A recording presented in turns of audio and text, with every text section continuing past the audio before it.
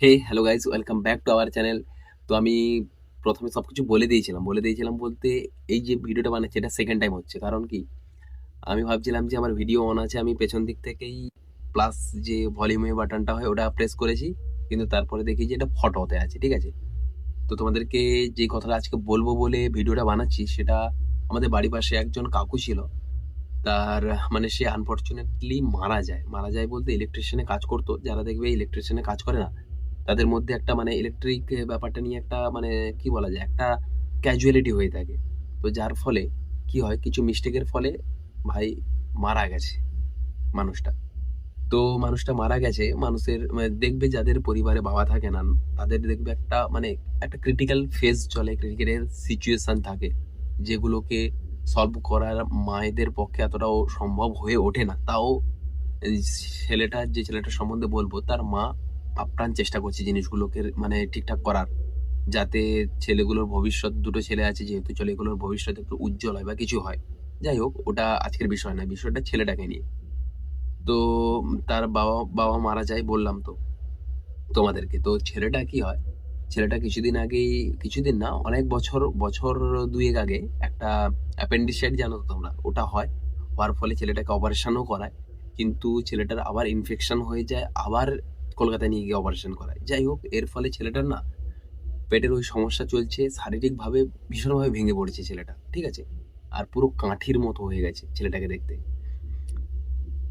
সত্যি বলতে কি, কঙ্কাল সারের যেটাকে বলা হয়, ছেলেটাকে দেখলে আগে যেরকম ছিল এখন মানে তার কি বলবো, 10% এসে দাঁড়িয়েছে জিনিসটা। যাই হোক, তো দেখেছো তোমরা হয়তো, বাচ্চা ছেলে মানে একটু লোভী হয়ে থাকে, যেগুলো তোমরা দেখবে আবার যেগুলো খেতে দেওয়া হচ্ছে না, বিশেষ করে তেলের জিনিস, একটু মাংস, মাছের যে ওই যে রান্না করা হয় বেশি তেল ঝাল দিয়ে, ওগুলোকে খেতে দেওয়া হয় না ছেলেটাকে, সাধারণত পেটের যাদের অসুখ হয়। তো কি হয়েছে, আমাদেরই বাড়ির পাশে একজন ছেলেটা বেরিয়ে গেছিল, দুপুরবেলা নয়, বিকেলবেলা বেরিয়ে গেছিল। তো বেরিয়ে যেতে স্ট্যান্ডের পাশে একটা দোকান আছে, ভাতের হোটেল। ওই ভাতের হোটেলে ছেলেটাকে ডেকে খাইয়েছে মাংস ভাত। তো সেটা ছেলেটার মা কোনো না কোনোভাবে, কোনো প্রকারভাবে জানতে পেরেছে। তো তার ফলে ছেলেটাকে না উদুম কেলিয়েছে। উদুম কেলিয়েছে মানে বললাম কেন? যে এইটা বললে তোমরা বুঝতে পারবে যে কতটা পরিমাণে ওকে কেলিয়েছে। ঠিক আছে? তার ফলে কি হয়েছে, ছেলেটা প্রচন্ড পরিমাণে কান্নাকাটি করছিল। আর আমি ওর বাড়ির পাশ দিয়েই আসছিলাম। তো বলছে, "মা আর মেরো না, আমার প্রচন্ড লাগছে।" মাটা মানে ছেলেটার মা বলছে যে, "ঠিক হচ্ছে। তোকে আরো লাগা উচিত তোর। তবেই তোর শিক্ষাটা হবে।" আমি তখন ভাবছিলাম যে ওকে মেরে লাভ নেই। কারণ ও এখনো বাচ্চা আছে। ঠিক আছে? তো ওকে মারলে কিছু হবে না। কিন্তু তোমরা সাধারণত মানে আমি বললাম যে, দেখবে যেটা তোমাদেরকে খেতে দেওয়া হয় না জিনিসগুলো, তোমাদের শারীরিক কোনো প্রবলেমের জন্য, সেটাকে তোমাদের যখন কেউ অফার করে না জিনিসটা, তোমরা তখন কিন্তু খেতে চাও বা নিতে চাও বা জিনিসটা করতে চাও। বাট সেই সময় তো তোমরা বুঝতে পারো না যে আমাদের শরীরটা রিকভারি কিভাবে হচ্ছে বা হচ্ছে না। তার জন্য কত পরিমাণে ছেলেটার মাটাকে স্পেন্ড করতে হয়েছে পয়সাগুলো। বারবার কলকাতা থেকে যাওয়া আসা, আমাদের এখানে প্রচন্ড টাকার অ্যামাউন্ট একটা খরচ হয়। আর একটা সিঙ্গেল মা যেখানে বাবা মারা গেছে, তার পক্ষে ওই ফেজটা টাফ আছে, জিনিসগুলো তোমরা বুঝতেই পারছো। ঠিক আছে? তো এইসব দেখছিলাম। আর তেমন একটা তোমাদেরকে কিছু বলতে পারলাম না আজকের, এমনটাও নয়। একটা কাহিনী বললাম, ছোট একটা কাহিনী। দেখো, তোমরা যদি চিন্তা করে দেখো না জিনিসটা, যে ছেলেটার এই মুহূর্তে পরিবারটা পুরো ভেঙে গেছে বলতে গেলে।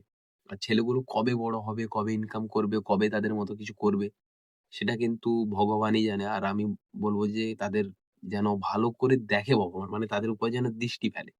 জিনিসটা এরকমই। কারণ বিনা মানে বাবার যে পরিবার, সেটাও না মানে আমার কাছে একটা, সত্যি বলতে কি, একটা ভয়ংকরী জিনিস।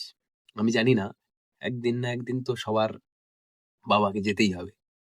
সে কেউ অমর থাকবে না পৃথিবীতে, তাই না?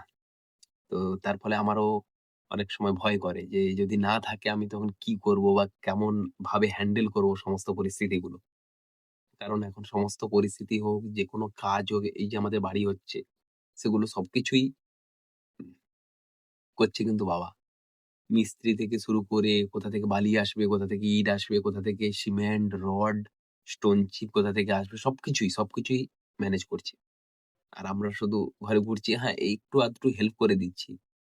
এই কিছু করা হলে বা কোথা থেকে কিছু আসছে, সেই গাড়িটাকে নিয়ে আসা এসব করে দিচ্ছি বাস। এর থেকে তো আর বেশি কিছু করতে পারছি না এই জিনিসগুলো। কারণ সবকিছুই ম্যানেজ করছে বাবা। মানে বাবার যে এই যে থাকাটা কতটা জরুরি মানে সেটা আমি ভাই ভালো করে জানি। কারণ সেটা পরিস্থিতিটা আমার মানে ভালোভাবে শিখিয়ে দিয়েছে আমাকে। না থাকলে কি হতে পারে আর কি না হতে পারে। আমি তো দেখছি আমাদের বাড়ির পাশে আছে ছেলেটা। তাই না? আর আমি জোরে কথা বলতে পারছি না। বুঝতেই পারছো এখানে গলাতে ব্যথা ছিল। গলাতে বসে গেছে গলাটা। আর মাঝে মাঝে একটু ওই যে খুসখুস করছে গলাটা। যার ফলে আমি ঠিক করে বলতে পারছি না। আর এতদূর অব্দি যদি তোমরা দেখে থাকো অবশ্যই লাইক, শেয়ার অ্যান্ড সাবস্ক্রাইব করে দাও। দেখা হচ্ছে তোমাদের সঙ্গে নেক্সট ভিডিওতে। Tata, bye bye. বেশি আমি কথা বলতে পারছি না। গলাটা প্রচন্ড পরিমাণে খুসখুস করছে। টাটা।